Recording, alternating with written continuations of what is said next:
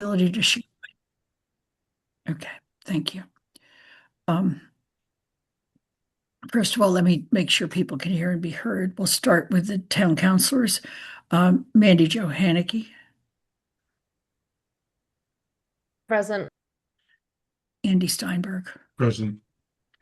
and school committee, Deb Leonard, Present. Irv Rhodes, Present. Anna Hurd, I'm sorry, Here, yeah. and Irv Rhodes. Here. Present. Okay. And then library, Austin Surratt Here. and Sharon Cherry. Here. And then I want to go back and check on Sean Mangano, Here. Shannon Bernacci, Here. and Paul Bockelman. Present. Okay. Athena, do you want me to pull up the agenda or do you want to do that? I can do that. Just one moment. Thank you.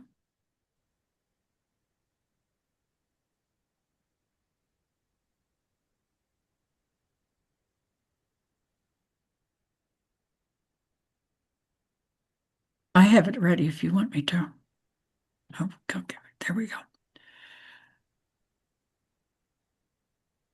So the meeting is called to order. We're going to do any quick updates that we can, and I'm going to turn to Paul Bockelman and Sean Mangano first. You can take the slide down. So I think the presentation we made at the financial indicators is it's sort of where we are now. We are still closing out the books for FY25, which is where we will note where free cash comes from. And we can talk a little bit more about what that looks like for the town of Amherst. And the free cash we hope will be certified end of the year, early January, Sean? Yeah. Yep. Yes, somewhere in that range. What do you want to add, Sean? Yeah. We presented the fourth quarter report Mhm. to the finance committee yesterday. So just sort of a preview for folks, or not a preview, but a recap. So we finished the year with about 10.8 million between revenues and expenses. Key things to know, unspent between the expense budget and the revenue budget.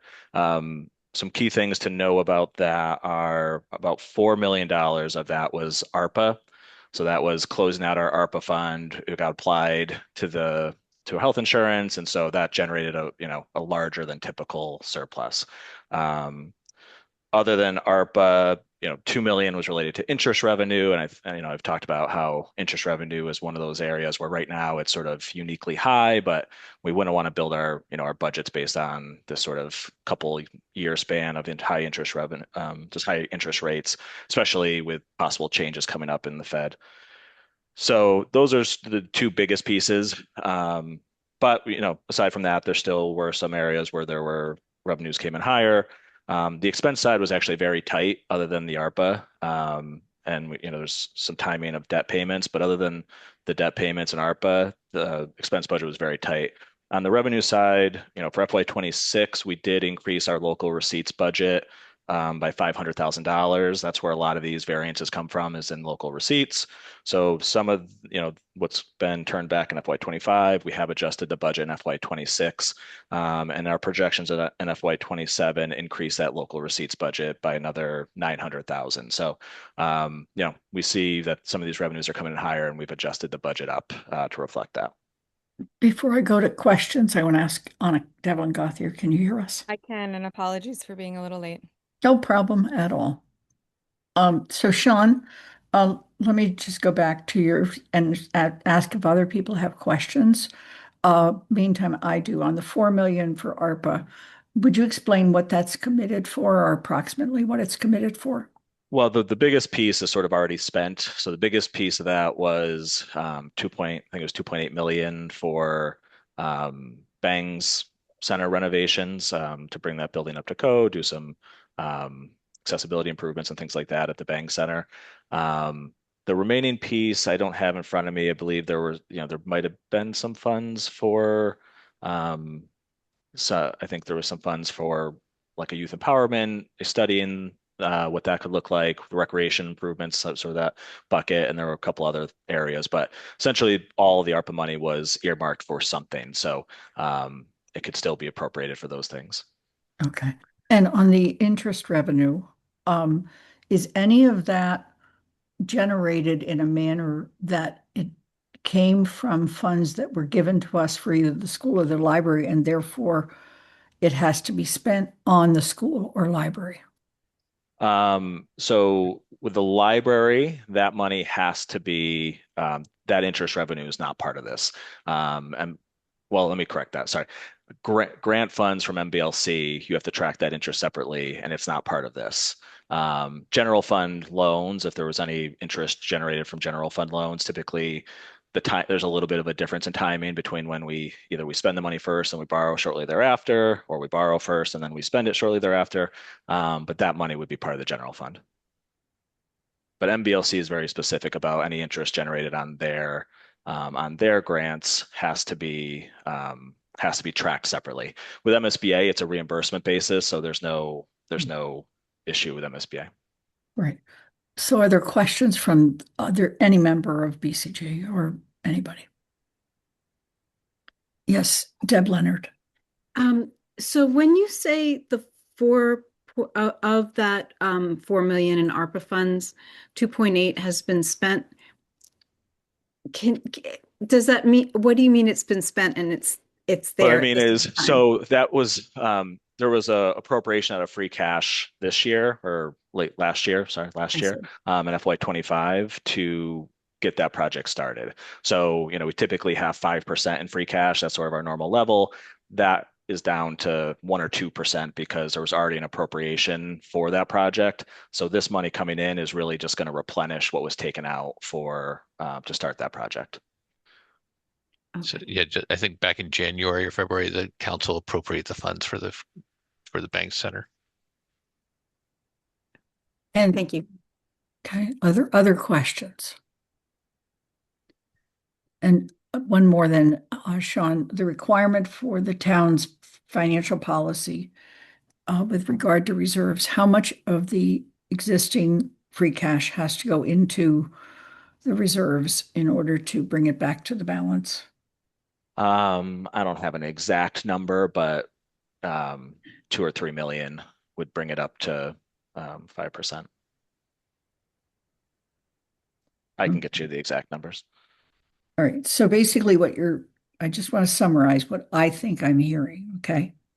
And I did listen to the finance committee meeting yesterday too. We start with 10 million in free cash, but out of that 10 million, 4 million's committed. 2 to 3 million has to go to restoring our existing reserves. And the other 2 million is basically it comes from interest and is clearly one-time money. Is there anything else that you would add to that, either Sean or Paul? Yeah, I would just say the 4 million is part of that 4 million is restoring what was taken out last year. I see. Yeah. Okay. So basically we're looking at actually more like 4 million when you get done. Yeah, no, that's what I would say. If you kind of want to see like what was the actual, more maybe ongoing kind of turn back from FY25 operations, it'd be in that $4 million range, which again, if you think about $100 million revenue budget and $100 million expense budget, you're talking about 1 or 2% on each side, which is, not inconsistent with where we'd want to be. Right. Okay. Are there any other comments or questions about the financial reserves that, as we know it right now, remembering that we have not had a certification of free cash?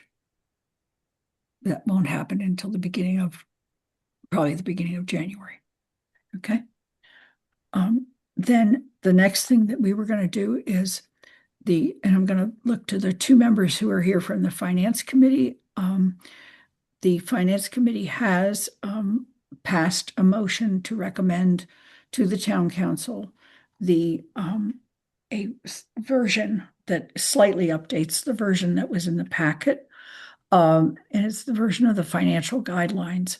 And Andy or Mandy Jo or Councilor Haneke, would you like to highlight what that particular memo says, since you're members of the Finance Committee. Counselor Haneke? Sure, I'll try. So I just want to clarify, Finance Committee has recommended Yeah, the council adopt these. They are not adopted yet. The council has seen them on Monday night, had some comments and questions, and Finance took those, considered them, made a few small changes, and yesterday made a recommendation unanimously to the council. I think the version that was in front of the council on Monday is in the packet, but in general, I'll try and go through some of the bigger ones and some of the changes or new stuff from last year. We're recommending for the Finance Committee is recommending in these guidelines that the council will consider not considering a Prop 2.5 override to support the budget. And in general, devising a multi-year plan to improve staffing for fire EMS and include the first year of that budget plan in the FY27 budget. On the expense side, there's not a lot of recommendations on the revenue side other than the typical adjustments that we would see as we get more information. On the expense side, at this point, we're recommending providing each of the four areas a 3.5% increase, which is equal percentages, with the elementary base not including the one-time FY26 funds that were in there. We're actually recommending maintaining OPEB at 600,000. The financial indicators document everyone saw had it at 650. So we're recommending a lower number than what was projected in that document. We're recommending that the town budget, the municipal side of the budget, increase their expense lines to reflect actual spending and expenses. In the past, they have been held level, and that's not reflective of current spending. So we're asking the manager to increase them to reflect the current spending on that side. And then if there are revised projections that indicate higher revenues or lower expenses in other areas, here's what we're recommending the council ask the manager to do, which is increase the municipal operating budget to help fund the increase in fire EMS staffing, pending an analysis from the elementary school district, potentially increase the elementary school budget base nearer to its full FY26 amount prior to calculating the 3.5% year over year. But as we discussed at the last BCG, we didn't have information as to what's happening at the elementary budget given the consolidation of schools and all of that. And so pending what we see about that depends on whether the base should be increased, noting that that one-time funds is nearly identical to the amount of utilities being spent at Fort River and Wildwood in their budget, at least budgeted in their budget. And the new school is a net zero building. And then if there's still money left over, distribute it proportionally to the four operating budgets.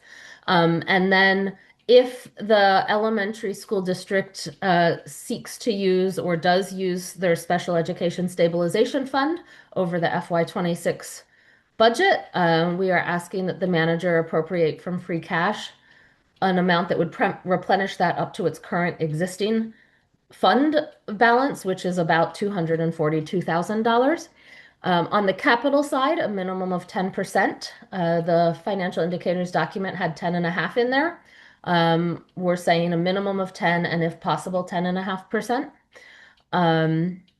Potentially allocating funds from capital stabilization to supplement the budget. And ensuring that enough money is appropriated across many different buckets to meet a plan that I believe Paul, our town manager, is currently in the process of developing to address roads and sidewalks. So there's not a dollar amount in there, but that could be end of year financial orders. That could be Chapter 90 money would be included in that and within the capital budget. And then the bigger one in here is, and I don't, it must not be in the summary, but we're also recommending that the manager by February 15th return to the Council and Finance Committee with, let me find it in here so I don't mess it up. with, where is it? Um,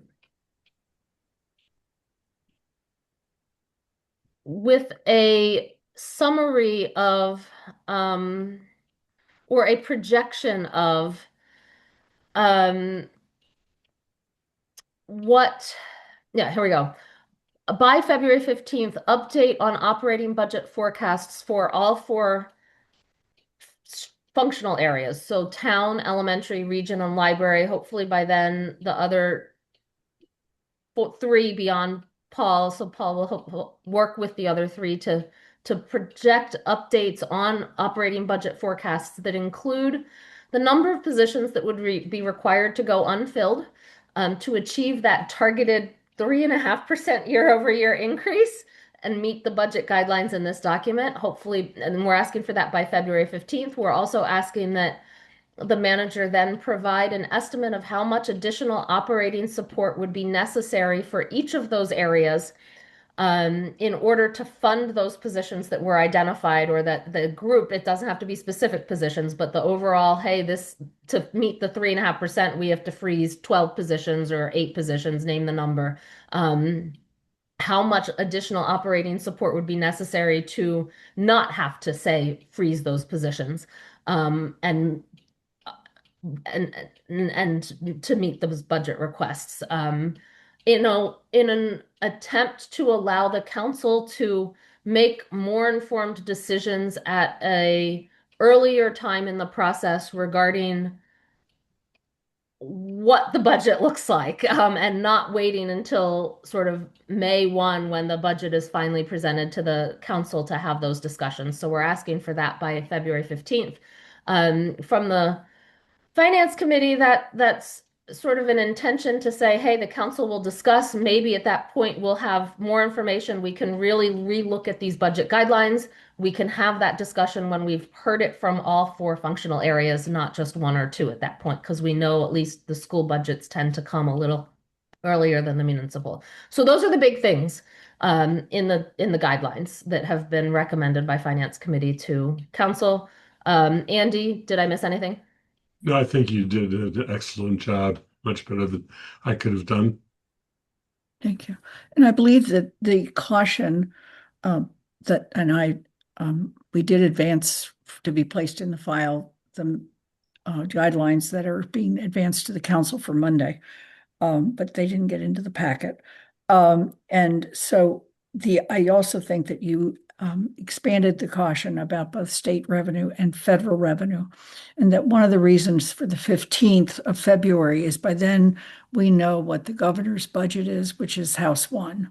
And we also know what insurance rates are. Although, Paul, you have your hand up. You want to speak to that? Yeah, so I think that's a gigantic ask, and I can't guarantee that we will meet it. So I just want to say that right now, that you can ask for that. I can't guarantee that we will deliver it, because it requires all four entities to do this immense amount of work.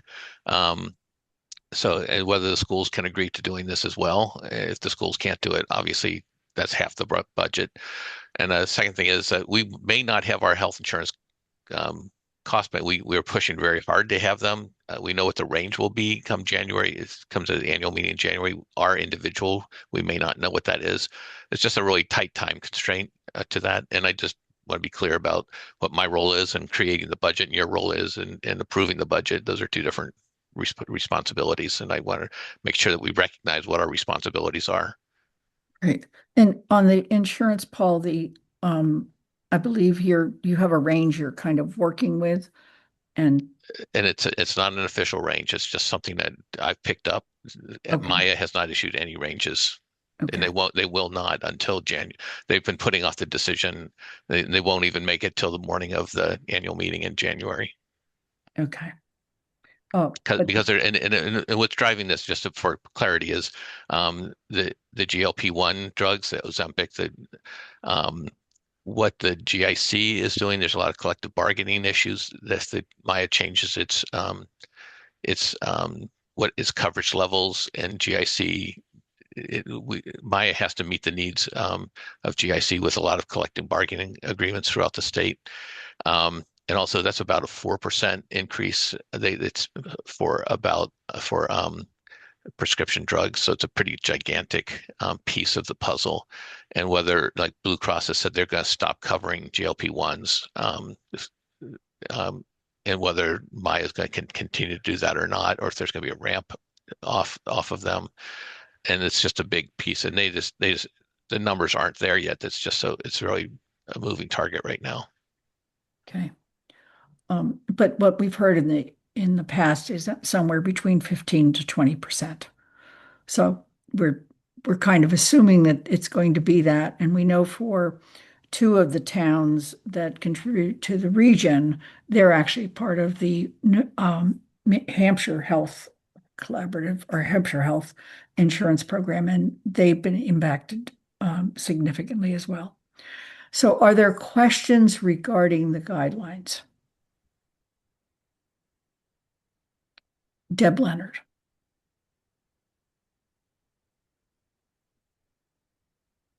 You need to unmute. Sorry. Thank you for this. I understand that it means you're making more aggressive estimates than you have in the past, but it really, I think, helps us on the school end to understand this going into our budgeting. Can you tell me where JCPC fits into the budget guidelines? Is that just a separate process entirely, or is it embedded in the financial guidelines that are being discussed at the moment? Sean, I'll be glad to take that on, but why don't you go ahead, comment? Sure, and you can add on, Lynn. I think where that will come in is, so when we go to JCPC, we'll have a draft capital plan put together that the committee will review, and they'll receive presentations from departments. That plan will have some assumptions around what percent of the tax levy is going to be used for capital, whether it's 10 or 10.5%.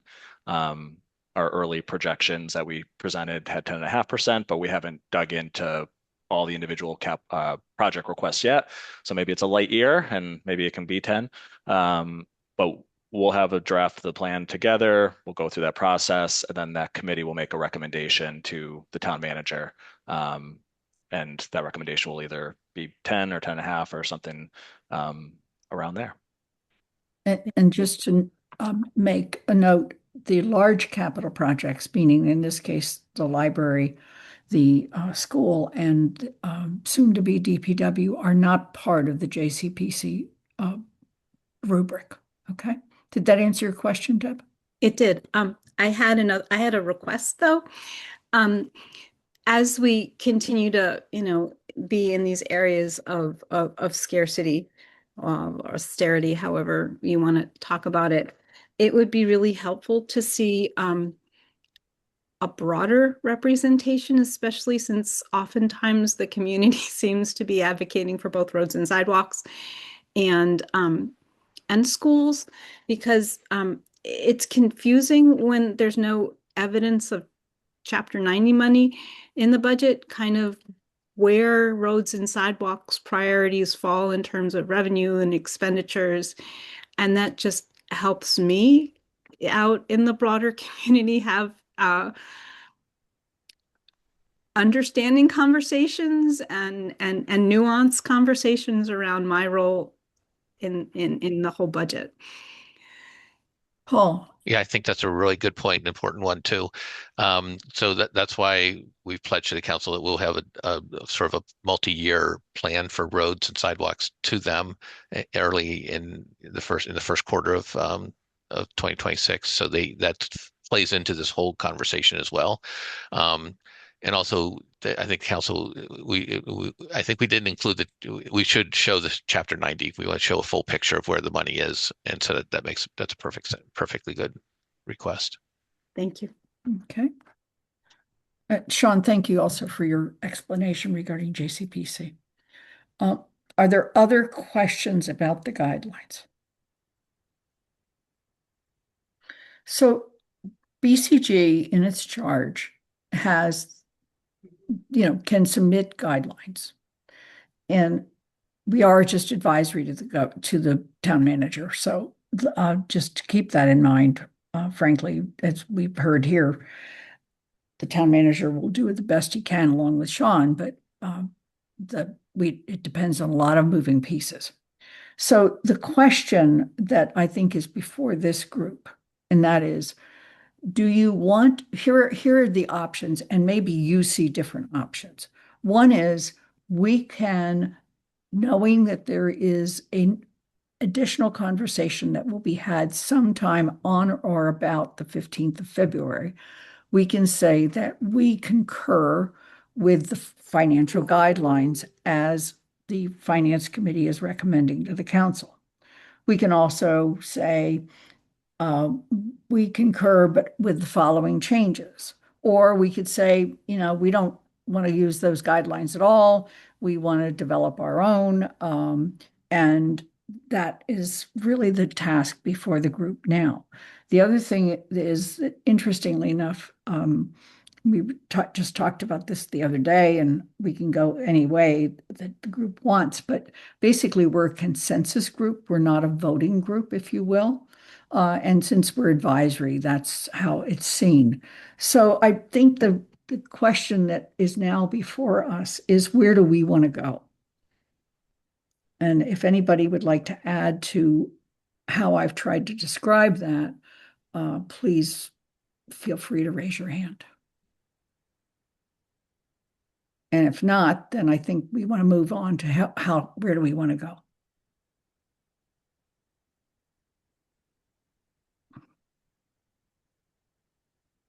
So I'm not seeing people who want to add to the description. So I think now the issue is we can go by individual groups as we set out in the agenda. I believe we start with the library, but we can start with any group that's ready to talk about kind of where they sit, given what the Finance Committee has spent a lot of time putting together. And you have also been thinking about this from the perspective of your own individual parts of the town. So the library, Austin? Sharon, you want to say something first?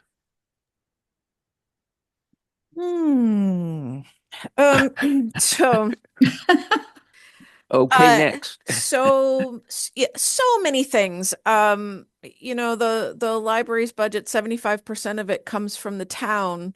That health insurance number is like everything to us. And I've gone through and I've made a ton of assumptions, income and expenses, and I still need to do a lot more math regarding when we go back into the building, and it all funnels down to what our draw rate will be. But that depends on the town appropriation and health insurance costs and how high the trustees will go. Right now, my rough calculations, the draw rate is at 5%-ish. Don't hold me to that. It's going to change. And I concur with Paul, February 15th. I mean, I can play around with numbers till the cows come home, but none of them are going to be realistic. I mean, they're educated assumptions, basically, is what they're going to be.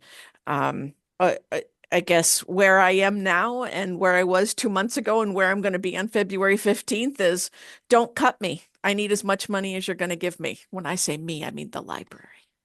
And Sharon, just so you explain to people, when you say the draw rate, would you please just explain that? And then I want to go to Councilor Haneke, who has her hand up. Sure. So the town appropriation only pays for a portion of our salaries. The majority of it. And we need to use state aid and a portion of our endowment draw to pay the remainder of the salaries. We take ideally a 4% draw rate every year. 14 years ago, and historically, the library has had to take between 5 and 6% of a draw rate. And then this new set of trustees came in, and they've been very focused on sticking to a 4%, which has been great. So now we're looking at having to increase that, and it's entirely because of health insurance increases. And so, yeah, that at the end of the day, my fear is getting less than 3.5% or less than what everybody else gets. I know it would be easy to cut the library, but please don't. Austin. So before Mary Jo comes in, let me just say the following. In the past, I've raised the question of looking at the way in which the library receives funds from the town to kind of rethink this formula. The formula has worked for a while, but I think it's kind of odd that the way in which personnel expenses are dealt with in the library is as Sharon describes. So I hope at some point, whether in this group or some other group, we can step back and say, is this the way we want to fund personnel expenses in the library? That's number one. Number two, to reiterate what I said the last time, and maybe this is contemplated by what the Finance Committee is recommending. To be honest with you, it was hard to follow that all. But we have long-term personnel needs. We have positions that are unfilled and have gone unfilled now for a while. And third and last, we have a commitment to the town with respect to the building project. Depending on what happens with fundraising, that may require us to use funds from the endowment, which will make the endowment, if you will, less available for the kind of operating expenses that Sharon has described. Okay. Councillor Haneke. Obviously, we're going to stick to the library. No, I wanted to clarify a little bit on, given the manager and the library director's comments regarding that February 15th deadline, what I think the finance committee is aiming for there. Okay, please.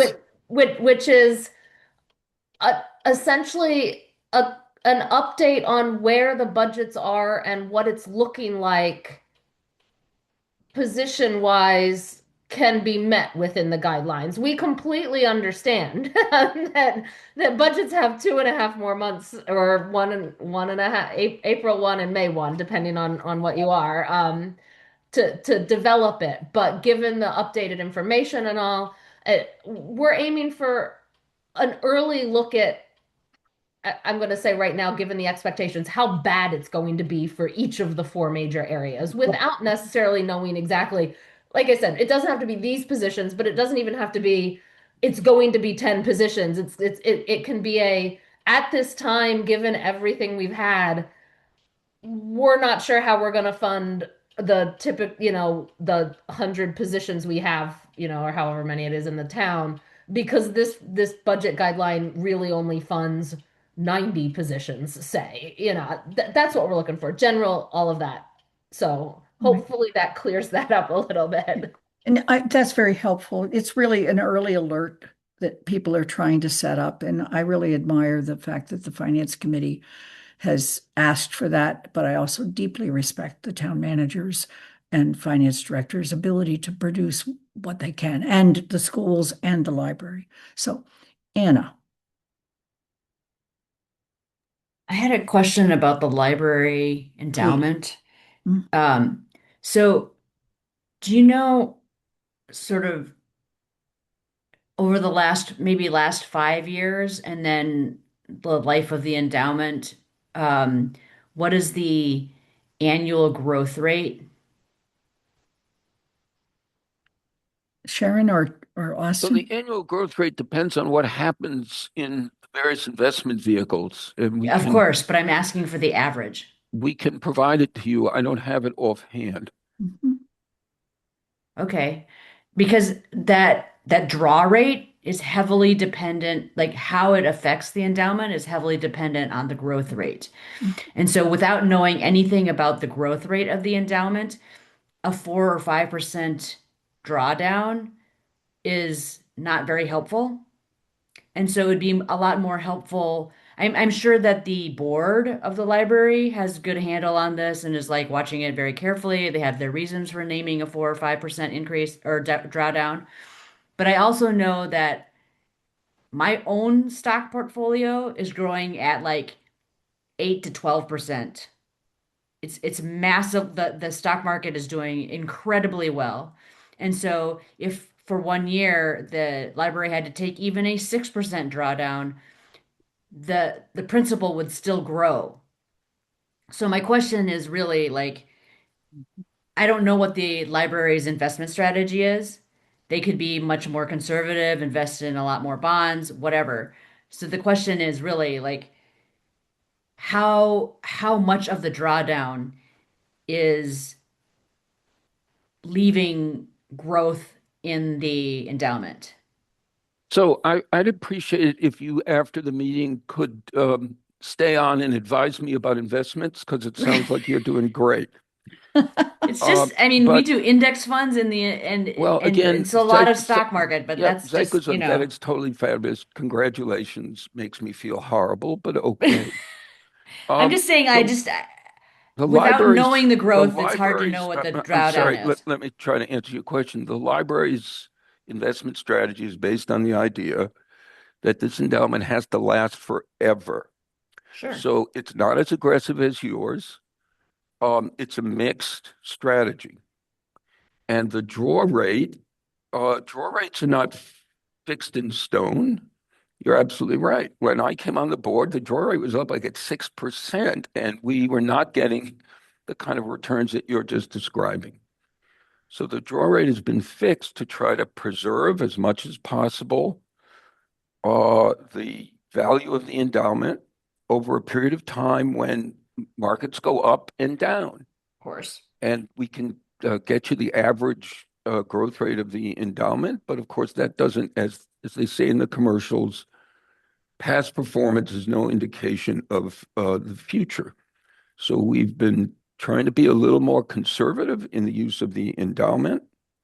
And I'll just repeat what I said, which is, given our commitment to the town about funding of the library renovation, it's maybe more important to be using the endowment in a responsible way, because we may need to draw down a lot of it in order to fund the renovation expansion.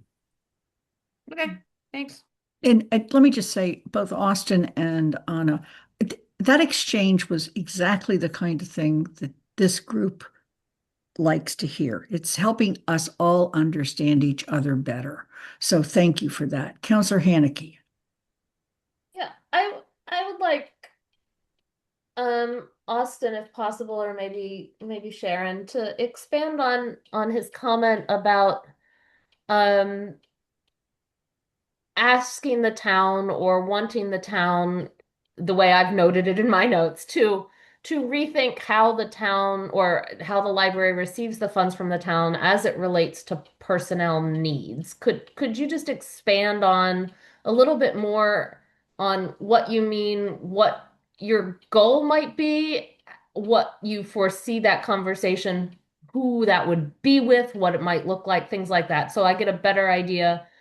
For example, is that an implication of, hey, the town should really be funding 100% of our personnel costs? Like, is that an implication of that, said in a little different way, or is there a something in there that I might be missing? So if you could just expand on that, I'd appreciate it. Well, let me just say, and then Sharon can add, the formula for funding library positions is not quite as old as I am, but it's been in place for a while. And I think 2 years ago or 3 years ago, in a meeting with the manager, I raised this issue. I said, as we look to the long term, we should be thinking about how library staff positions are funded. And we've had this formula in place for a long time. Is it the right formula? Maybe we should be revisiting and thinking about it again. So there wasn't let's just now open the checkbook and fund 100%, though that would be lovely. It was let's make sure that we take a look at this, make sure it's the way we want it to be. Sharon? Nothing more to add. Can I clarify? Please. Because this sounds like something I guess I'm ignorant of. Is there an actual formula? This is maybe a question for Sean and Paul too. Like, is there an actual formula that says, oh, here are the 100% of personnel needs, and that means the library funding from the town is X percentage of that? Am I missing something? Because they've been receiving the same essentially 3.5% year over year. So, or was that based on a formula from 20 years ago that then has then just continued the 3.5% on that? I feel like I'm missing something.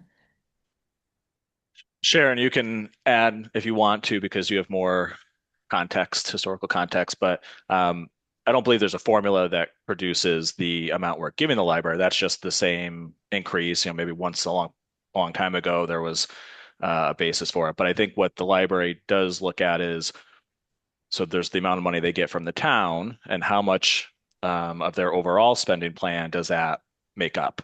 And I think what they're saying is the amount they're getting from the town at one point in time in history covered all of their payroll needs or covered more of their payroll needs. And now their payroll, it's no longer keeping up to cover their payroll needs or payroll costs is another way to think of it. So I think that's what Austin was referring to. And Sharon, correct me if I'm wrong. Sharon? Yeah, I agree. So in other words, going back 20 years, maybe we were funding 95% of the personnel needs. And now personnel costs, if you will, which would be both salaries and benefits, including insurance. And now what you're saying is it's come to the point that it's what, 75%? Ish. Okay. It may be higher. It's 75% of our entire operating budget, but right now I need about $80,000 extra. It's all relative. It's not a lot of zeros, but it's a lot of zeros for us. And Okay. yes, every year we get farther and farther away from the town appropriation covering enough. And you can understand it in the following way, right? If health insurance costs go up 20% and we get a 3.5% increase, then there's a gap. And if that happens year over year, then the gap grows. So I think I'm getting it now. You're saying basically the same thing we've been saying to the state. The state aid has decreased its coverage of town budgets from, like 85, it's not 85, but from some percentage to this. And you're saying that's the same that's happened over the years between the town and the library. Thanks. Thank you. It used to be that the health insurance costs increases were not 15, 16, 17%. Absolutely. That's what's killing us all. Right. And the way that the town dealt with that last year was to not fill 6 point something positions, and the schools deal with it a certain way, and you've dealt with it a certain way. Yeah. Okay. Are there any other questions to the library? Anna, you have your hand up. Oh, sorry, I didn't lower it. Okay. Sorry. So now I'd like to now go to the schools and have them, and you can do this by elementary and then the region, although it's really the elementary that we're now focused on. Deb? Shannon, do you want to speak? Shannon is in 2 meetings, and so she may. Okay. Here she is. She's just unmuted. Yes. Hi, I'm Shannon. here. We're Hello. up elementary. So we don't have too many updates from the last time that we met. Like I mentioned before, the draft budget will be presented to school committee December 16th. There was a vote taken at the last school committee meeting to revisit the 6th grade and where they will go. So, and at least to put that as an agenda item for the next meeting. So that is still up in the air, and I don't have much information for that. And the health insurance, like everybody has mentioned before, is a big increase on our budget and a big stressor. I don't have really any other updates that I know you are hopeful to hear at this point, though. And which contracts are still unsettled? So we have the APEA, which is the largest bargaining unit, and that one we're hopeful it'll be ratified soon. The APAA, which is our administrators, that is going to be ratified on December 11th. There's going to be a vote. So those are two of them. And I believe the AFSCME contract is going to be up for negotiations in 27. Okay. All right. And we know that you can't discuss the terms of those at this time. That's not allowed. All right. So are Deb and or Irv, are there other things you would like to say about elementary school? Sure.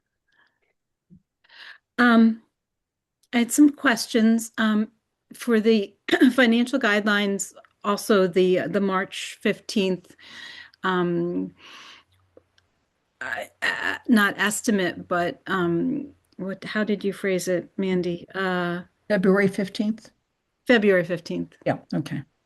In financial guidelines, can you help me understand how that fits into our budgeting cycle? Because we do our budgeting forum in March. So were we to, well, when we provide that February 15th update, will there be more information forthcoming before those? I mean, how does that fit in with what we need to do with our process? Councillor Haneke, do you want to respond? I'll try. Okay. So as I tried to explain earlier, it's really an attempt to give the council sort of a set date and another time to formally relook at what's going on, the status of everything, similar to what we're doing now in a sense, but at the council level, similar to the financial indicators meeting. But again, where is everyone standing? I would trust that in terms of if you're wondering, oh, would numbers go up? Would it become 4.5%?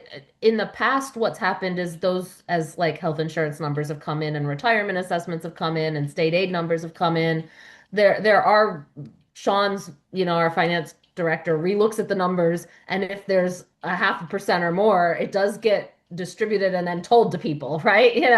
If that comes in, that sort of happens almost automatically in a sense. But this is the goal of this 15 is to give the council so I can speak personally. I'm one of the ones that put it in there, and personally, one of the reasons I wanted it in there was because a lot of times we get a lot of comments regarding how bad, frankly, the school budget is, right? Because of what you're facing really early. And we don't know anything about how bad what Paul and the municipality is facing, number one. We know it's going to be a tough budget year for everyone. That's what we're here for, right? And a lot of the other questions we've gotten sometimes are, do you want an override? Should you do an override? Do we need an override? Right? How bad is it going to be? At what point does the council consider an override? And so I'm looking at it personally as a time to update and say, hey, is this bad enough that we should be asking for an override? Right? So I can't answer your question much, Deb, other than, I think it's a time, making the council not say in December, here's our budget guidelines, see you in May. Like come back and formally have that conversation and say, hey, is this so bad we need to have more conversations, or is it particularly bad for one group over another for whatever reason, right? Sometimes we've seen for whatever reason that it is worse for one of the four areas than another. Gives the council time to look at that, consider it. I think the goal is, at least at finance, to have that conversation as close to the 15th, after the 15th as possible, or at council at that point. So sometime between like the 15th and March 1, whatever that council meeting will be. That would be the third, I don't know, the 18th or something is the February one. Actually, no, it's probably later because the 18th is probably a holiday, but I don't have the calendar up. Or at the first March meeting. I know it's a little late for the schools to potentially initially adjust, but that budget forum is sort of, I think I've always heard from the schools that it's the start of the process and adjustments do take place. So hopefully having those conversations at the council will, if things change, will allow those adjustments to be able to be talked about during the time you guys are discussing the budget in March, right? Instead of April or May, which we've seen the past couple of years. My And- thoughts. Andy, I'm going to come back to you in a moment, but I want to add also that Senator Comerford and Representative Dom have made a commitment, and it'll be up to the next president of the council to actually schedule this, but a commitment to come to a council meeting, which all of you would be more than welcome to, I'm sure, to actually, and they wanted to time it so that it is after the governor releases their budget. And one of the things that they will be able to give us a good sense of, particularly because of the positions that each of them have been able to achieve within their respective bodies. Joe Comerford being Assistant Chair of Ways and Means in the Senate, is they'll be able to give us a sense of whether or not they think the motions that they might be adding or the amendments they might be adding to the budget in the House and Senate side for more money, for instance, for education or for UGA or whatever. Well, they'll be able to give us a sense as to whether or not they even think they're reasonable. That is also, by then, we will have had a federal, yet another federal budget brouhaha. I don't even want to go there. And know a little bit more about what's happening on the healthcare side that might impact the state as well. I think the February 15th, then there or about, is a very good target, if you will, for us to all try to meet. And I want to just mention that last year, Councillor Devlin Gauthier brought this up, and it was already, I guess, March or so when we started trying to relook at whether or not we should reallocate percentage-wise, and it just became a little too late. And so this was the Finance Committee's attempt, and the council did not seem to object to it at all when we met this past Monday. It was the Finance Committee's attempt to say, let's do a real serious check-in when we think we have more data. Okay? That's really what I'm hearing, and I'm pleased to hear that. Andy. Yeah, what I'm hearing a little bit is that everybody has a concern about what we have multiple audiences, and so what do we tell the public in a forum? What do we tell our employees? What do we what do we talk about within more closed kinds of conversations? And those are all real problems that we have to deal with in our organizations, and have to balance out employee morale and expectations of people who are relying on the service that's being provided. So if you have concerns about the kind of information that Councillor Hanneke was describing, that there are reasons that it's not a wise idea for you to provide that. I think this is a forum that we should be hearing that information. So please share that if it is a concern. Good. So the schools, the elementary school, Irv, did you have anything you want to add, or Deb, you have your hand back up? Yeah, I've got some other things. Please. So I appreciate the timing of that date, and to have more informed conversations, extensive. I would like to remind everyone that the budget constraints for all of the departments are different. The schools don't have an endowment, and we don't have generally turnbacks unless we have unexpected interest income that we have to redistribute. So, and we our positions that we freeze cannot be are limited. Okay, they cannot be ones that are mandated coverage for the services for special education. We have contracts that have minimum or maximum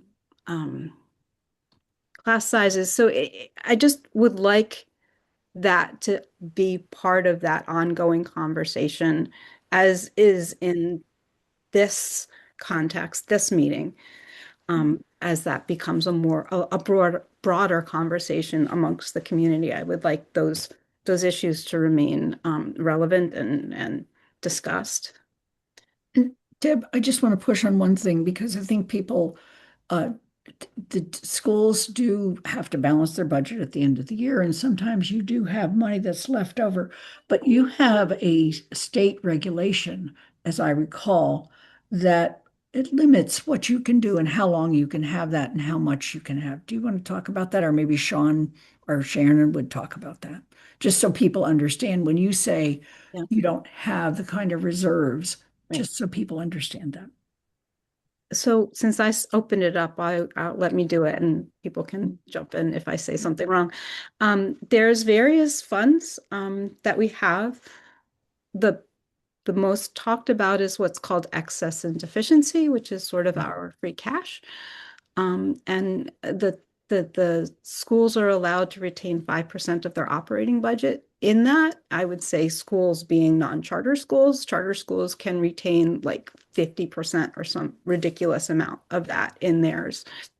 And there's reasons for that, but we do not have the ability to smooth things out the same way the charter schools do, even though they are public schools, in terms of unexpected funds. So that's the big one. There's other places where we can use funds from the prior year for the next year based on when reimbursements take place, and those are often very restricted in terms of what those expenses can be committed to. Is that what you're getting at, Lynn?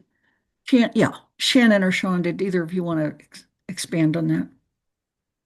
I will just chime in to say that to make sure we're on the same page, the E&D is only in the region, not the Amherst Right. district. Yeah. So I just want to clarify that. And the Amherst schools, they do have a few revolving funds for very specific things like preschool tuition that we take in, and we have to spend those funds on preschool. Amherst does receive circuit breaker, and that has to be spent on special education. And that we are in a position where we spend money, we claim that reimbursement in 1 year, we receive that money the next year, and then we budget that exact amount in the budget the following year. So we're utilizing those to the best of our ability. Our food service is fully funded on the revolving fund and is not on our operating budget at all. There are not many revolving funds in Amherst. Trying to think of another one off the top of my head, but food service and preschool come to mind quickly. And then there's the Special Education Stabilization Fund that was mentioned in the beginning of the meeting that we do have and are anticipating to utilize this year. But what you're saying is they're very common and similar to what we call enterprise funds, and they can only be spent for that purpose. Correct. Okay. Sean, did you have anything you wanted to add? Okay. Irv, you have your hand up. Please go ahead. Shannon, would you explain in terms of revolving funds how those revolving funds cannot necessarily absorb all the impacts of unexpected expenses within especially especially special education and transportation?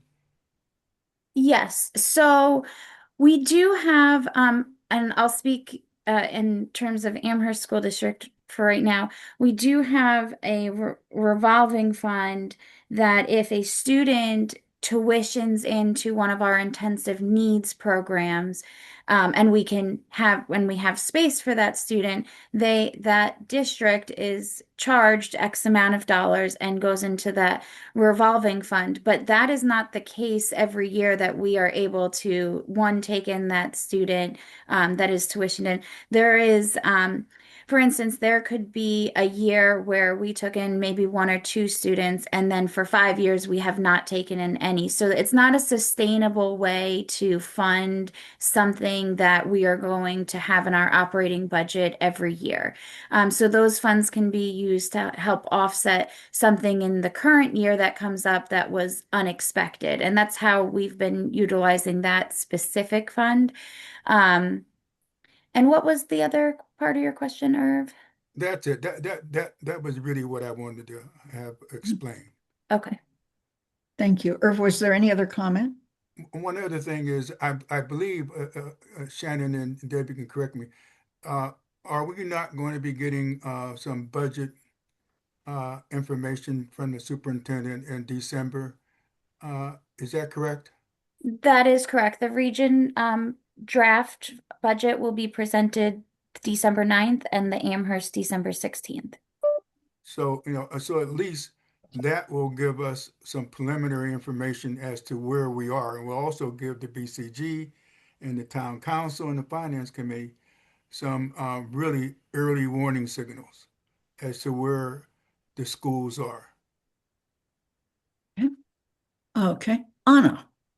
So I think what Irv and Shannon were just talking about was my concern at council on Monday when we saw the draft financial guidelines, which was really that I appreciated what the finance committee was trying to do in supporting these reserves or revolving funds, or I'm going to mess up the terminology, but my concern was that, these students that are coming in that might warrant the use of them, it's not carried through with that student every year. It's kind of to lessen the initial impact of those costs, but those student needs remain in the budget, and then the rest of the budget is supposed to just absorb it.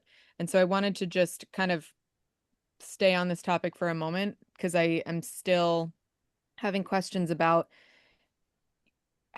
while I think this is helpful, I'm questioning how helpful it is, right? And whether or not there's an additional support that needs to be put in place in order for that to then get moved into the budget. So, one-time funds, but then does that get added to the base?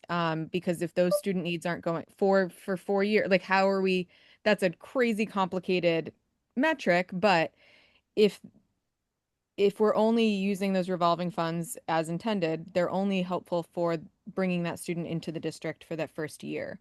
And my question is then, are we just up a creek for the next however many years the student's in the school? And I want to hear if finance talked about this particular part of the puzzle and what the thoughts there were. And I'd love to hear from the schools on whether or not there's some other mechanism that, if I'm wrong about this or if I'm not seeing something, but that's the image as I'm seeing it. And I'd love to clarify because I think that there's going to be additional support needed in my mind. So let's stay on this topic. Deb, did you want to speak to it? I know that Councilor Haneke put her hand up. Well, of course, Shannon should speak first, Okay, Shannon? but she's in 2 meetings. Right.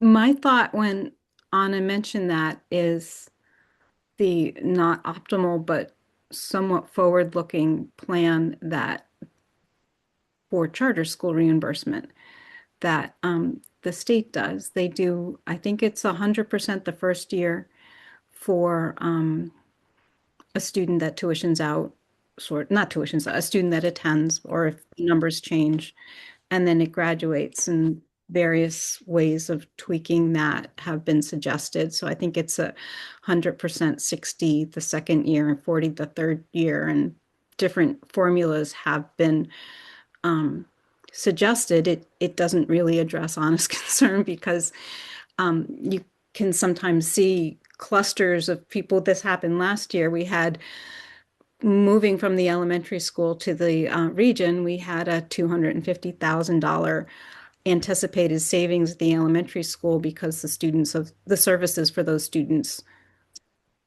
weren't going to be covered by the elementary, but then they were going to be covered by the district. So there's money that moves with students rather than stays in districts, and it's definitely more than a year. Okay, Counselor Haneke? So I will say finance didn't talk about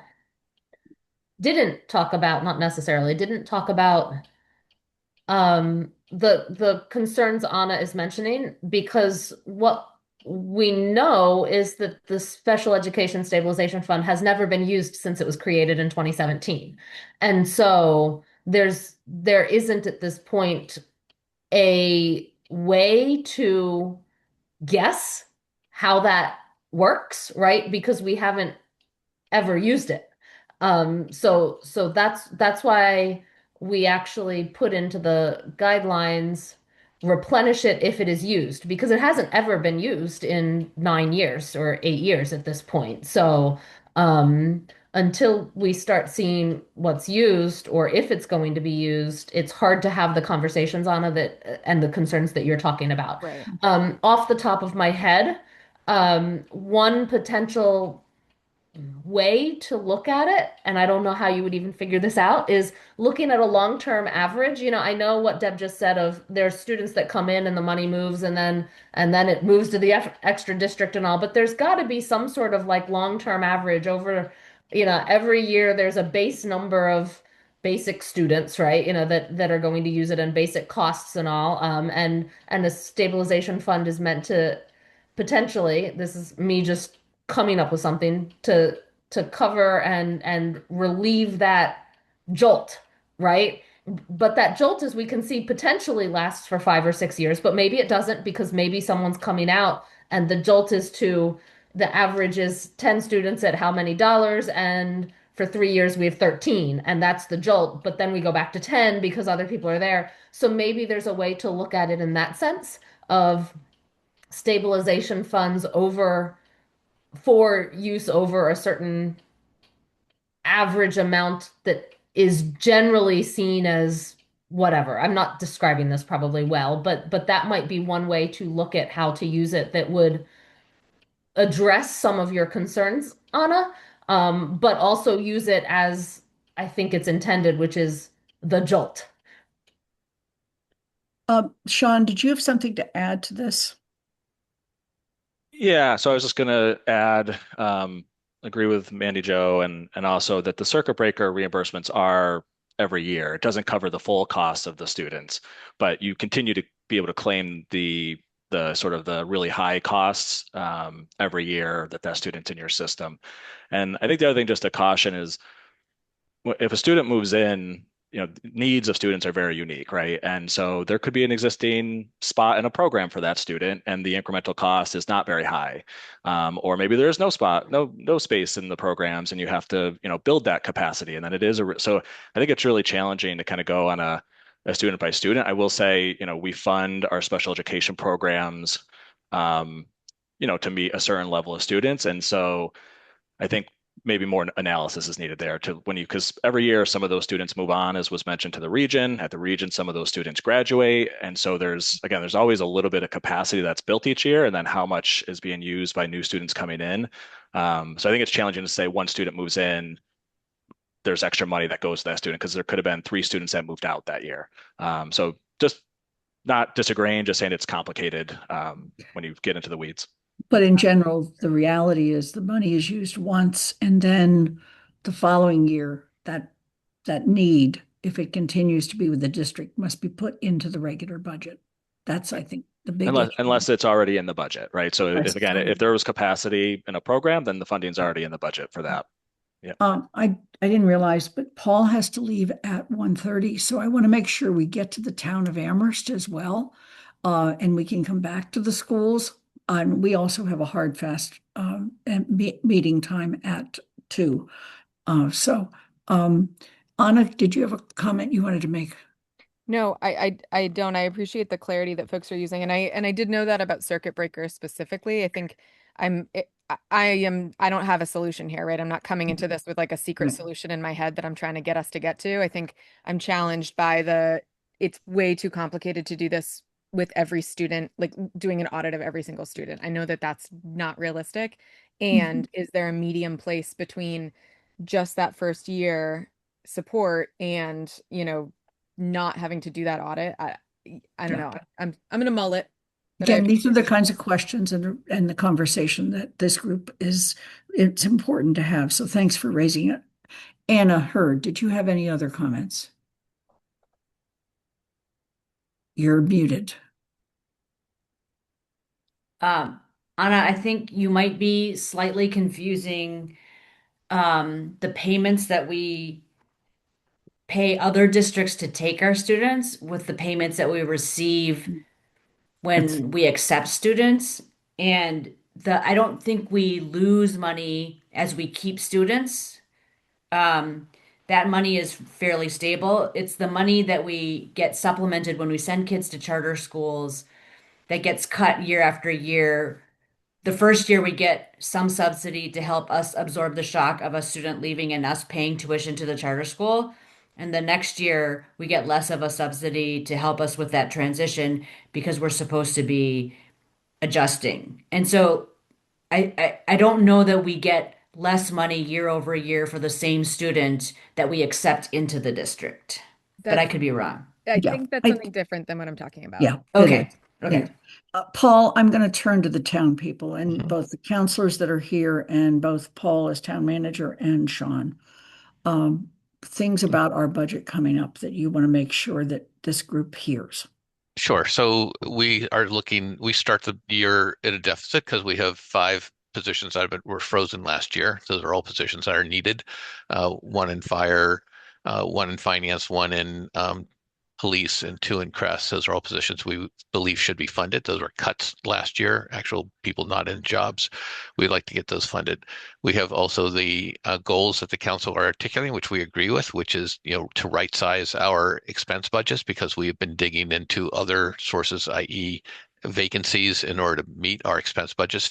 We have to pay our fuel costs just like everybody does. So we're just sort of moving and doing as best we can with the resources we have.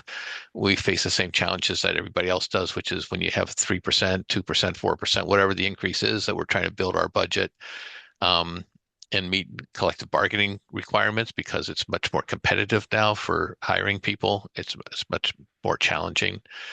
So we have almost all of our, we have 6 of our, or we have 2 more collective bargaining agreements to reach.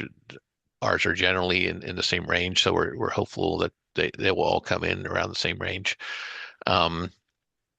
So I think that and then there's the initiatives that the council has articulated that we agree with also, that we will develop a plan for, which is both for roads and for additional firefighter EMS staffing.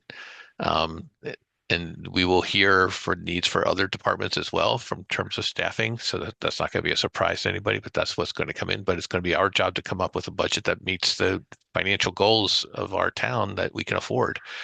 Right now we've taken the Prop 2.5 override off the table. And I think what we will try to do everything we can to meet the budget requirements.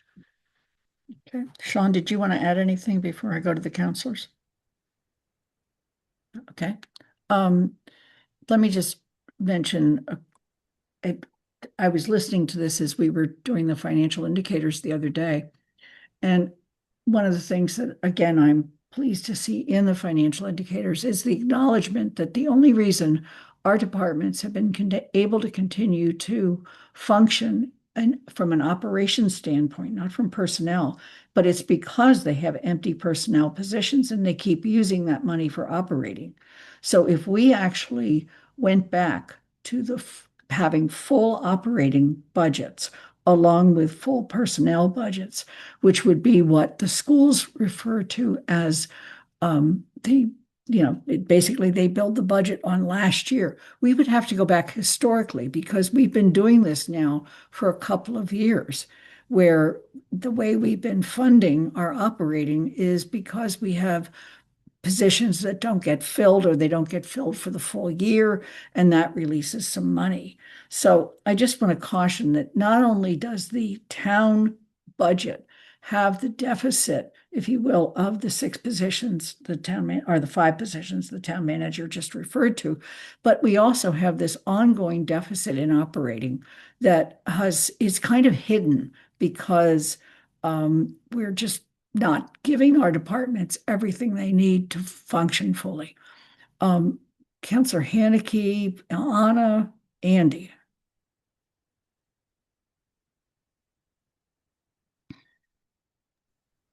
Anna. I think just to add to this, one of the challenges that I anticipate we will face, and we often face this, is that there is great demand in our community for new programs and new added services. And so I think that that's something that this is less kind of for the other groups to do anything with, but just as an FYI, I think you're going to have to expect the council to be having to say no to a lot of these new things that our community speaks very, very strongly to us for. And they're all really wonderful things, right? Like I'm not going to say any specifics because I don't know, but I think that the expectation for a long time has been that Amherst will meet the full needs of every member of our community. And the reality is that we will always try to meet the needs of everyone in our community. We're always striving for that. But we're at a point where some of these requests it's just not feasible. And I think that we're going to be, as counselors, pressed on those as fair enough, right? But that we'll need to be able to explain how some things are funded, and how some things can't be funded, is going to be really important. So I anticipate some challenging conversations in that arena from our end as well. Thank you. Councillor Haneke?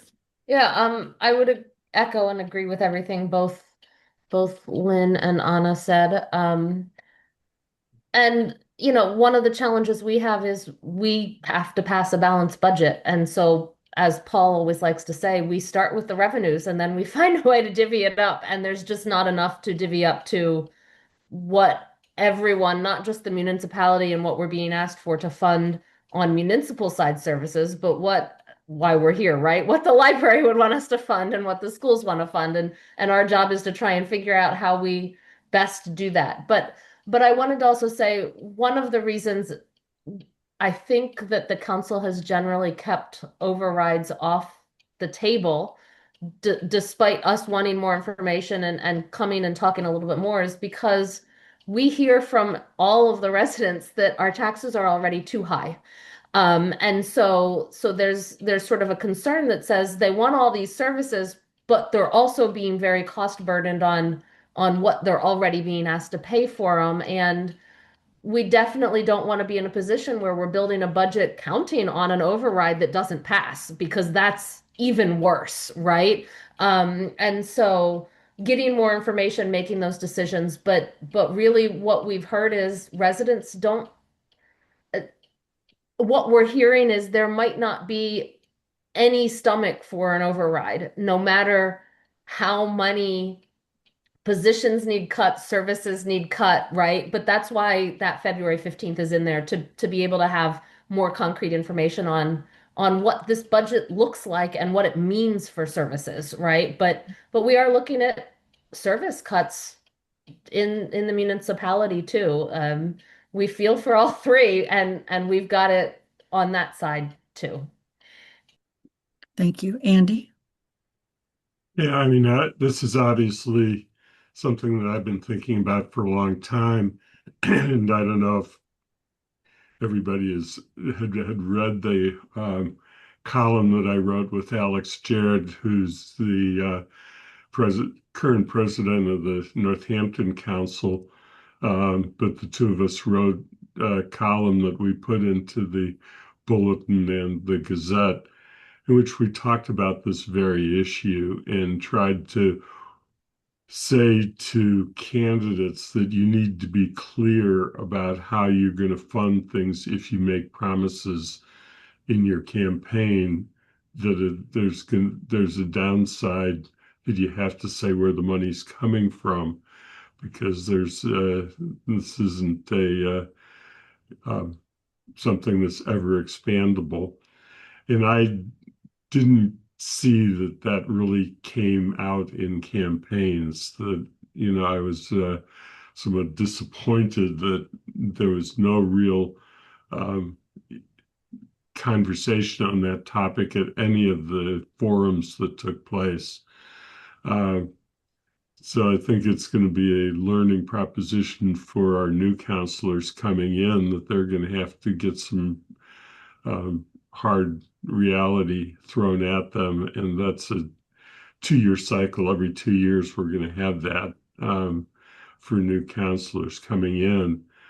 And I guess the thing about override that, we've done the calculation, we've looked at other communities of the 351 or 352, if you count Devon's municipalities in Massachusetts.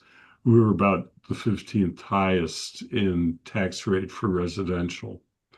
And so we're really already at the top, and we just passed a debt exclusion for the new elementary school, which is just beginning to come into the tax bills that taxpayers have. So I think that it makes it a very difficult ask to make, and of voters to think about an override. And there's a lot of uncertainty as to what the reaction would be, given how high our taxes are now, and the taxes are going up because of the debt exclusion. So that's just the hard realities that I think that we're going to have to deal with. And, we recognized, because of the fire that took place, that everybody knows about, so we don't have to talk about it, but it focused a lot of attention on the need to address whether we're adequately staffing that particular department that was the one that was, the fire department. That's I think that it's important that it be looked at as to just an analysis made of the need. There was a demand that was put out there, and I think if I'm uncomfortable by anything that we put in the guidelines, it is adopting a goal when we haven't had a chance to really achieve a goal. Okay. Deb, it's time for questions or clarification on the town, and then we'll, if we need to, go back to the schools. So Deb Leonard. Yeah, so Counselor Haneke brought up an important point, as did Anna, about, you got to stay within what you bring in, and the community's expectation that there's a lot of parts of our town that are important to all of us, to different segments of us. And I want to encourage you all to think about whether or not the 3% for the CPA tax surcharge is something that should be considered too, as you're zooming out and thinking about priorities and income, revenue, and expenses, whether or not that is a place that needs to be revisited as well. Okay. Are there other comments about town budgets or questions about town budgets? Meaning non-school, non-library. Okay. I don't see any at this point. Are there any other comments going back to the schools since we cut that short? Deb. Just quickly, one of the things in the very flawed Chapter 70 model that might address some of these issues that we're seeing is they have a different inflation factor for health insurance. It's not at all representative of the actual inflation of that part of our budget, but it is more than the general part of the budget. And it just becomes hard to project as well as balance the budget as a whole, as the health insurance is both never going to be, or I don't know if never, but is not in my memory been anywhere near 2.5%, 3%, and unpredictable. So if you had in a different inflation rate built into the system, that might help manage the overall budget by looking at the two parts separately. Irv, did you have a comment? I guess it's a final comment on this is that every year for the last 3 to 5 years, the elementary schools in the region have come in with budgets that were beyond the target of the financial guidelines or the indicators. And every year there have been this incredible tension that has developed where there are, people on both sides of the issue and people with their knives out for each other. And I guess what I'm wanting to see happen is how can there be a process where this doesn't happen? At least come to some kind of meeting of the minds rather than getting down to the final decision making in March or April when everyone is out in the streets yelling that they're not getting enough. The schools will be there.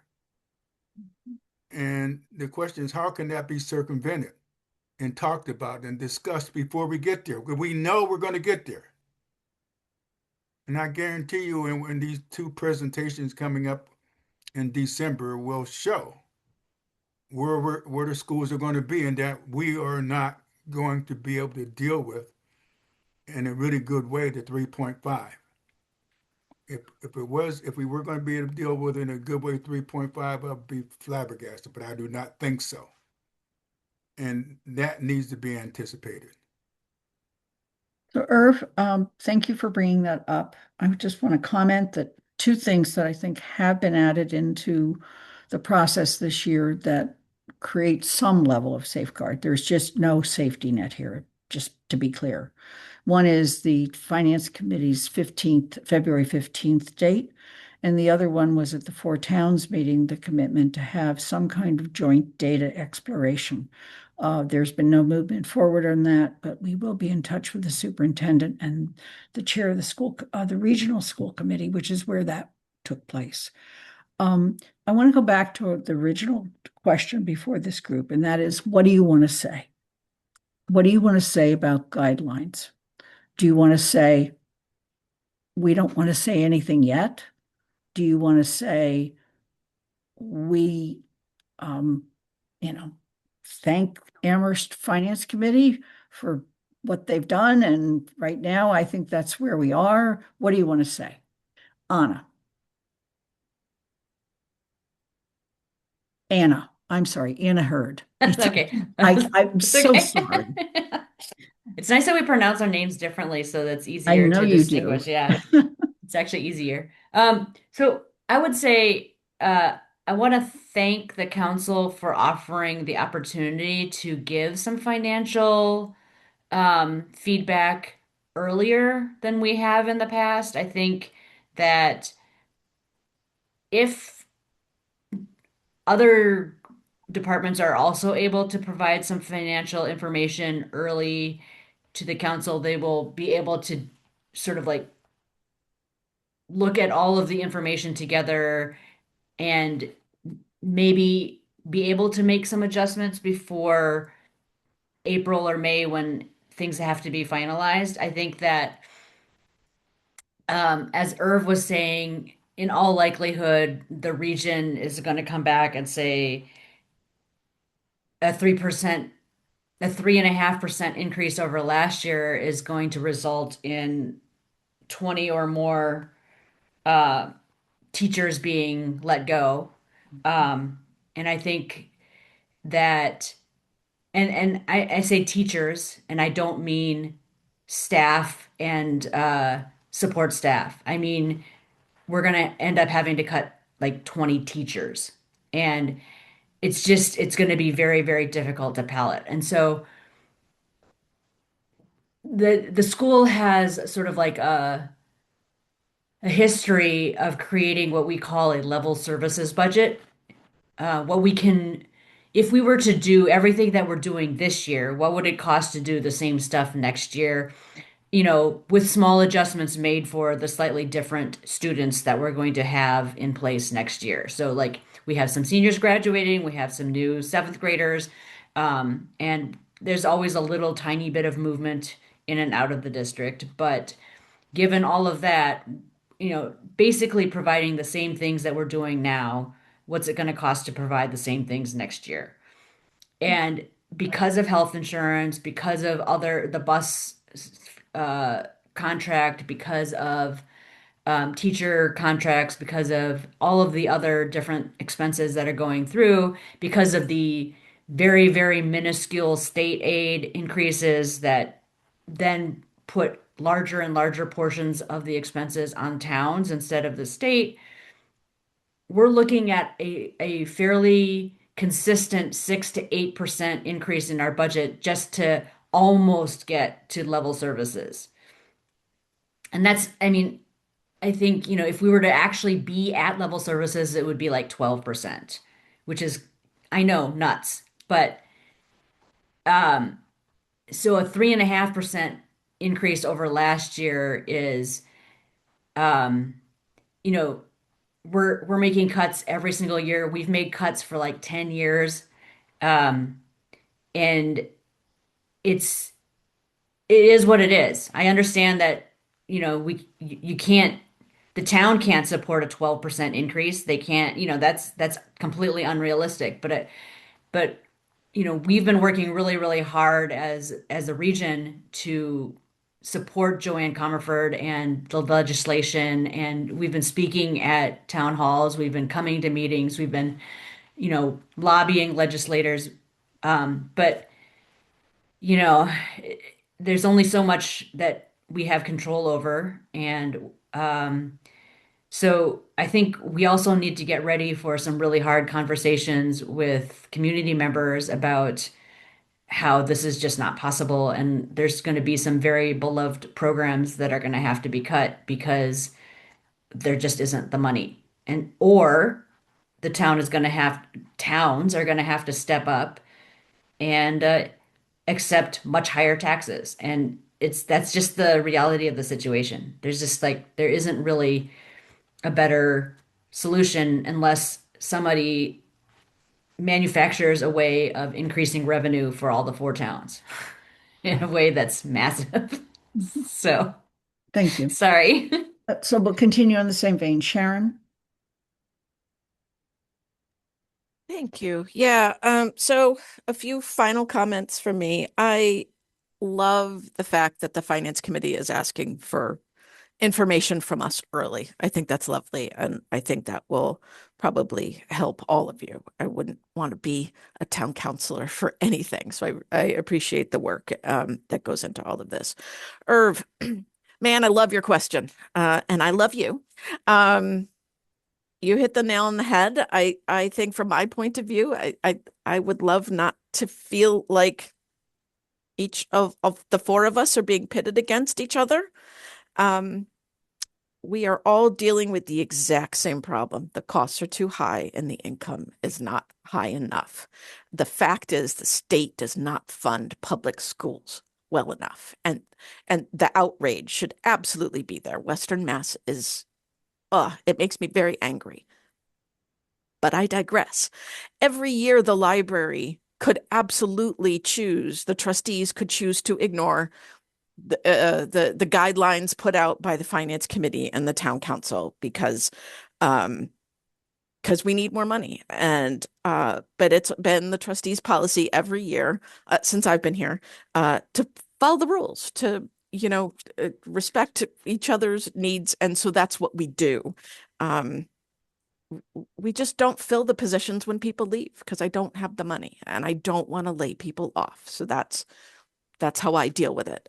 Yes, we have an endowment, but as everybody knows, thank God we have this endowment. If we didn't, then the town would also have to appropriate an additional, $500,000 every year. The town doesn't have an additional $500,000 every year. So, the trustees are being really smart and making sure that that endowment stays forever. And as Austin alluded to, we're going to have to take a big chunk out of that next year in order to pay the town so the town can keep doing what it's doing, funding the schools and the town and the library appropriately. And then we will keep raising money to put it back into the endowment because it needs to be in existence forever. It doesn't matter that for the past 2 years we've, had an 8% return, because that's not going to be forever. Anyways, okay, I'm going to calm down now and shut up, and thank you. Okay, Counselor Haneke.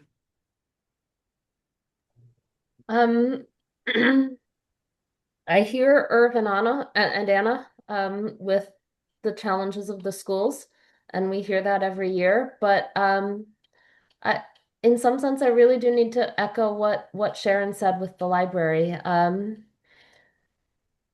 Sorry. There hasn't, and with the municipality, because I'm going to take Paul and Sean's back here too. We put out guidance based on revenue, and Paul and Sharon and the trustees and Paul and his staff have worked hard to essentially insulate the town from how much level services is getting cut every year by presenting a budget that fits within those guidelines. And so to Irv's point about how can there be a process of meeting the minds without everything going there, with all due respect, part of that is because the schools put out a level services budget that ignores the guidelines and then comes down with the guidelines and says, you're not giving us enough money because this is what we need. Well, while the library and the municipality put out a budget initially that fits within those guidelines, and says it's tough and it's awful, but this is the budget that we've got because this is the money we have. And I will say as a counselor, that's how I've felt. It's been hard to have these conversations because the 4 units together are not approaching them in the same way. I also want to point out that total revenue increases for the town of Amherst are projected at 2.6% next year. Nowhere close to the 6%, Anna, that you say is level services. And I will say nowhere close to what, quote, level services would be if the library put out a level services budget, which we already heard is 3 people too low and 80,000 less than what the town has historically potentially supported the library at in terms of personnel, right? Nowhere close to what the town needs for level services as we see. Last year's the first year in a while we've actually had a nice our town manager come out and say we can't do level services within the budget guideline. He's always been very stoic about we're going to find a way. And last year's the first time he basically said we can't find a way. And so it's more obvious than it was. The other thing I want to point out is,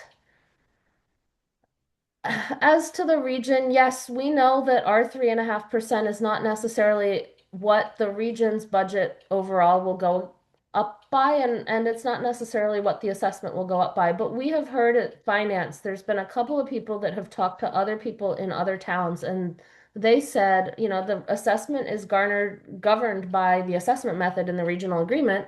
And what we have heard rumored is that Amherst's 3.5% guidance cannot be met by at least one town without an override to meet what their assessment might be if Amherst has an assessment that is 3.5% over. So, Anna, I just want to say, your prediction might be even worse, right? Because it might not be Amherst that, quote, drives the assessment, because it might be one of those other towns that says we can't go up more than X dollars without an override.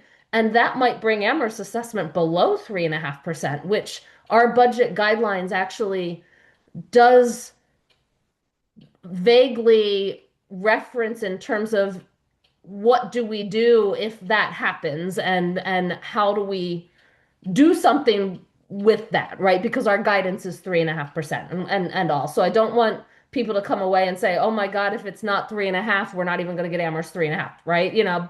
There will be conversations, at least according to the finance committee. But be aware that it might not be even 3.5% because the other towns might not be able to do that. We're all in dire straits.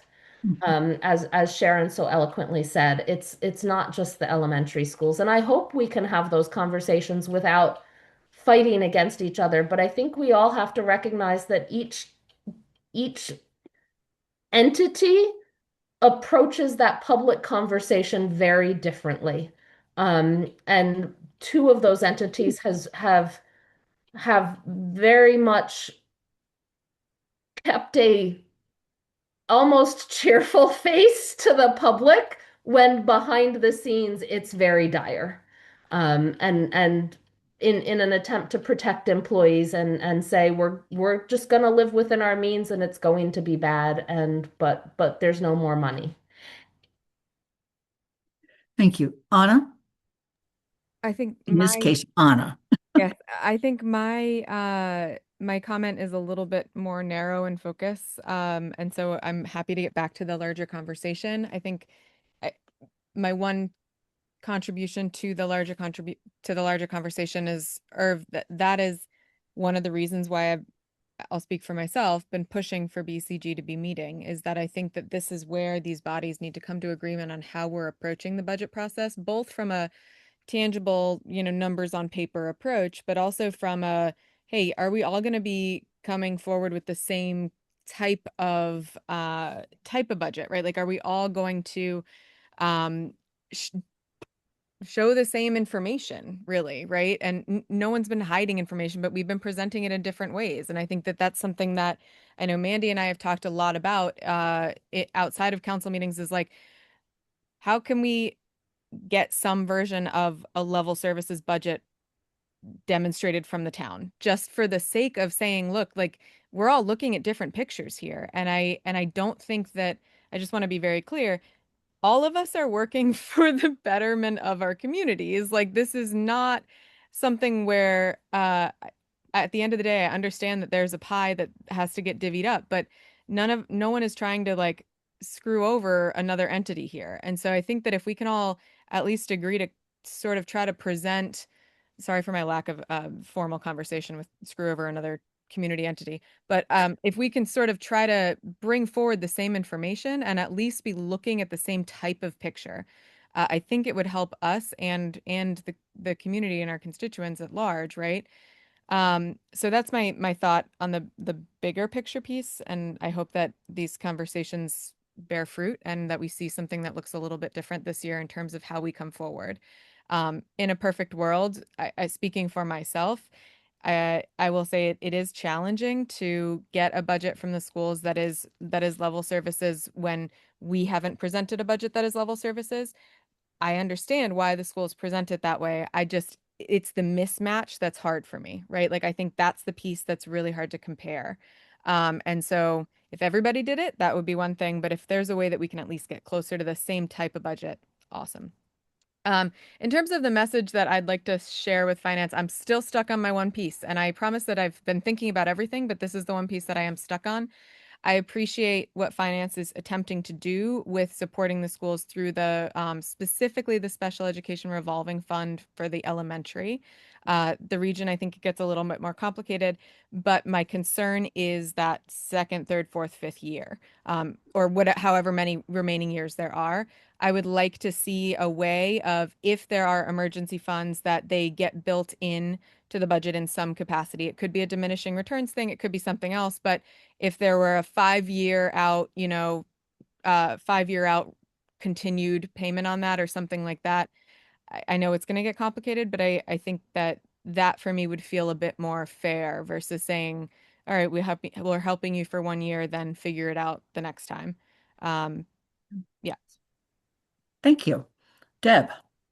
Um, I wanted to correct some information. I don't think somewhere along the lines of this conversation, I think it's important to remind folks that the schools have not put forward a level services budget. The budgets we've put forward have been beyond guidance, but they also have not been level services. They have been, and if memory serves, there's been about $1 million cut from the level services budget before they've been brought forward. I understand that's a challenge because of the other parts, but I just really want to make sure that it's not read into the record something that's not true. Level services is where we start, but it is not what we submit to the town. It's not what we submit. It's not what we present when we do our budget discussions in March with our communities. So I just want to make sure that we keep that in perspective. Another thing that I've learned over the last 2 years that I'd like to share with Sharon is the state does fund.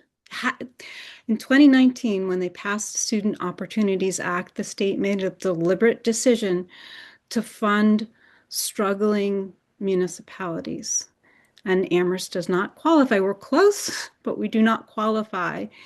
And the idea that the state doesn't fund education is different than it doesn't fully fund education. It's never intended to fully fund education. Given Amherst's somewhat unique, but not entirely unique situation, the towns have had to take a larger and larger percentage of budgets that have been reduced from level services, and that's by design of where we are in terms of I think we're right now in the 6th year of the Student Opportunities Act, and that's actually working. Those struggling communities that really needed that infusion of funding, their educational systems are turning around.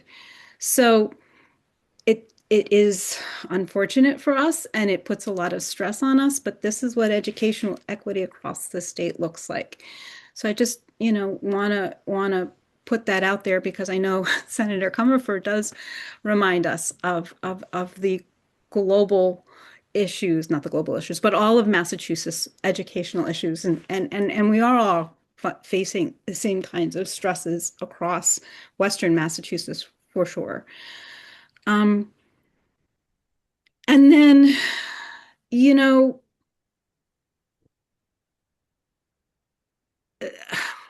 there's a trigger phrase that I think it's important to be thoughtful about. So the idea of living within our means is an important one. Certainly, it's important for municipalities. It's important for all entities. But the state requires unfunded mandates of the schools. So our responsibilities are presented before our revenues are presented. And the fact that that's backwards is not by design, by our design. It's just the situation that the schools face. So I'm not saying that it's any more important. I'm just saying that if we do not provide certain services, we are in violation of federal and state laws. So I just not saying ours are more important, our stresses are more important. I'm just saying that when you look at the 4 pieces together, they're different pieces. And I get it's all the same pie, but it's also different mandates. Thank you. We need to keep moving along, but Irv, next. Well, I guess I wanted to piggyback on what Deb was saying, and thing that that I keep going back over all the years I've been on the school committee and in town. The one thing that really stands out to me is that when the schools present their budgets, they're presenting the budgets that include all of the mandates, unfunded mandates that we have to meet by statute. We cannot not meet them. We have to do it. And the other thing is, when a child enters a classroom, we have to deal with that child as they are and what their needs are. We do not have any wiggle room to say we cannot deal with their needs. We have to deal with their needs. And those needs vary over time and population of students. So when you see the budgets coming from the schools, the schools are saying, here are the needs that have been presented to us by the students that we must serve. And those needs will project a budget that's way beyond that which has been indicated by the financial indicators or the town manager's budget. And there goes the tension. Because in the minds of certain towns folks, the amount of money that the town has is unlimited. And therefore, all needs can be met. And obviously that's not true, but I can tell you that that's in the minds of a lot of constituents.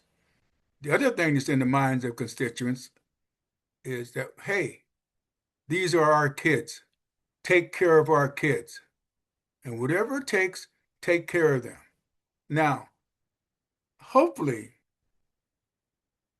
if the towns and the schools can work together, this kind of inevitable confrontation that will occur can be avoided.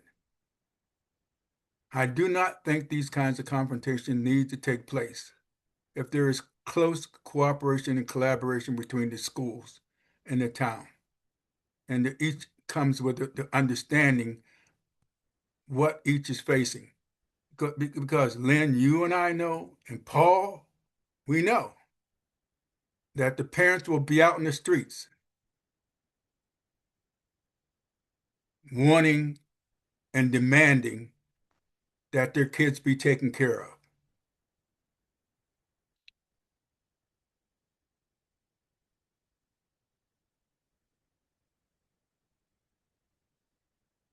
I had to unmute. Austin. So I want to make a point I think I made last year or maybe the year before. This has been a very helpful conversation to me, but it just leads me to think that the way we're budgeting makes town finances unbelievably opaque. So instead of actually presenting what we need, we present from the library's point of view, here's what will make it fit with the revenue. That means what we need is largely invisible. And I don't know whether I would say the same thing about the town. What is it that town departments need? So by the way in which the library budgets, we in a sense hide our needs, except in these kinds of meetings. Okay, we're budgeting for our 2.5, we're budgeting for our 3. So I don't know whether or not budgeting to the available revenues makes it as transparent to the residents of Amherst what it would be to actually fund what the departments need, what the libraries need, what the schools need.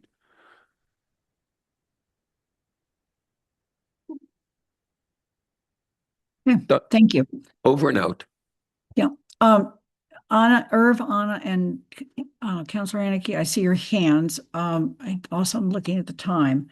What I'm gathering from this is that we at this point have no consensus. Okay. That doesn't mean we haven't had a good conversation. It means that we've created some greater understanding, but We have no consensus. If there is somebody that disagrees with that, please let me know now. The other thing that I would like, that does not mean that the town council won't go ahead and pass the financial guidelines.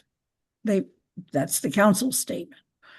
The other thing I want to point out, and that is we can have another meeting before the end of the year. However, each of us reorganize as elected bodies come January 5th, when we will all be sworn in. And at that point, the individual bodies determine representation to BCG. So whether this group meets again before January 5th, or whether it waits until after that is really up to this body and the future body going forward. So, Anna? Yeah, I don't think that we've necessarily sought to see if we have consensus on anything, and I do think that one of the things I misspoke earlier, and I want to just clarify. I did not mean to say that we get that level services budget. Deb, thank you. What I meant was that the schools get to see what a level services budget is, and the other entities don't. The schools don't end up with that. Where the consensus, I would like to ask the group if we have consensus on, is around the process and whether there's a way for for all three entities that come into this to be able to at least see a level services draft. And I think that that's what Mandy was getting at with her February 15th estimate. But when I say we're not all looking at the same picture, I mean that we're not all starting from the same block, right? And I think that it would be helpful, and it's going to be hard, it's going to be painful to look at, just like it's painful to look at the schools going from a level services to their budgetary number. But I think that I would love to ask this group whether or not that's something that they would like to be asking our respective folks to be providing. It's not a consensus around the financial guidelines per se, but would be an endorsement of that February attempt at some numbers. And we're not a voting body. I'm not going to pose it as a motion, but I would like to hear from the group whether that's something that we have consensus around. And I know we have 2 minutes, so I'll stop there. Councilor Haneke. And I'll be quick because I wanted to bring up with what people were saying. That's in my mind the reason behind that February 15th is an attempt to, in some sense, get a more equal representation of the issues and the troubles and all. So how much would it cost to refund those frozen positions, that the library has had, as well as bring the library up to the personnel numbers, right? In terms of the schools might, I don't know how you do it, right? What you want versus level services, right? There's a big difference there too, even with the municipality. But what would it cost the municipality to do that? So that we as counselors can get a better idea of essentially how dire the whole budget issue is, not just each individual piece presented as a different way. So, that's what I'm hoping that February 15th starts us on that road to being able to see each other's budgets in similar lights. Okay, so with that statement, and I don't disagree at all, I will try to write a summary and pass it by this body, and you can weigh in on that. And is there any, does this body want to try to meet before January 5th? Irv, you have your hand up. I just have my hand up as a closing thing. This is my goodbye meeting. This is it. Okay. I'm done. I'm leaving the stage. Okay. And I'm leaving it to all of you, and it's a really, really great, capable hands. This has been one of the greatest discussions I think we've ever had in terms of the budget, where all people, all sides have been heard. So I really have appreciated it, and so I consider it an honor and a pleasure to have served with this group. Well, we also want to thank you and Andy, who also will be leaving this body, and for all of the amazing hours, days, years that each of you have given to the town, and the way in which you have helped all of us learn more and more and more about the representative bodies that you come to us with. So thank you so much. Anna? Oh, I think you meant Anna. Anna. Sorry. Anna, I do mean Anna. I would say I'm open to having another meeting. I think that if we meet after December 16th, which might be tight, we'll obviously have more information about the school budgets, and that might be useful. I don't know if it will be useful. Um, I don't want to push everybody to meet, but I would say I would be open to it. How's that? Any other comments on that possibility? So that means we would meet like December 17th. If there will be more new information for us to discuss, I think it would be a good meeting to have. So December 17th or 18th, is there a preference?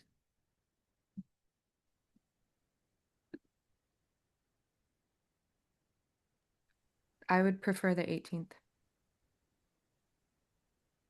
Personally. And do we have a preference for time? How about 2 o'clock? December 18th, 2 o'clock. 2 o'clock does not work unless it ends in under an hour. CRC meets at 3 p.m.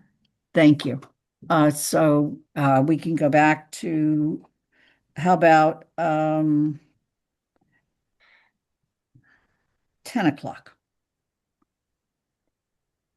I can't do the morning either of those days. It would have to be All the right. afternoon. So are we really saying December 18th at noon? That works for me. That works for me. Okay, December 18th noon. I will call that meeting. We'll make sure that you get better notification of it. And yes, we will have both a regional school and a elementary school initial budget that will have been presented at previous meetings. And if we have any other updates, we'll make sure we have them. I really want to thank everybody. This is, as Irv said, this has been an enlightening conversation and one that I think people have been extremely honest in. I want to also point out that I think at the height of the meeting, there were at least 7 other people in the audience. And some of them are incoming counselors. Some of them are people already on council, on school committees, on library. So we're not the only people that are part of this. So again, thank you and have a good day. The meeting's adjourned.